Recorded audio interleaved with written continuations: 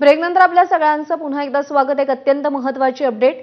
पुणे अपघात प्रकरणात विशाल अग्रवाल यांना पोलिसांनी ताब्यात घेतले। पुणे अपघात प्रकरणी विशाल अग्रवाल यांच्यावरती गुन्हा दाखल करण्यात आला आणि त्यानंतर आता पोलिसांनी त्यांना ताब्यात घेतले। पुणे पोलिसांनी छत्रपती संभाजीनगरमधून ताब्यात घेतलेला आहे।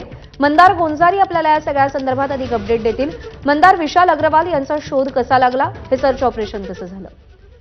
विशाल अग्रवाल यांच्यावरती गुन्हा दाखल झाल्यानंतर ते पसार झाले होते। त्यांच्या शोधासाठी पुणे पोलिसांनी वेगळी पथकं तयार केली होती। गुन्हे शाखेचं पथक देखील त्यांचा माग काढत होतं आणि छत्रपती संभाजीनगरमध्ये ते आढळून आले। त्यांना ताब्यात घेण्यात आलेलं आहे आणि पुण्यामध्ये आणण्यात येईल दुपारपर्यंत आणि त्यानंतर त्यांच्यावरती अटकेची कारवाई होईल।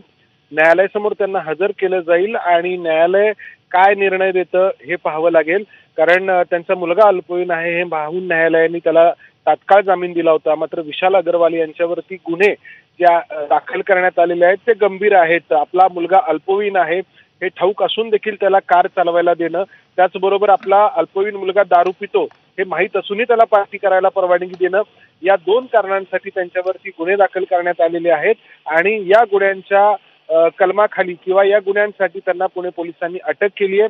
त्यांना पुण्यात थोड्या वेळामध्ये दुपारपर्यंत आणण्यात येईल। प्रज्ञा, अपडेट जाणून घेत राहू। सध्या धन्यवाद दिलेल्या माहितीसाठी।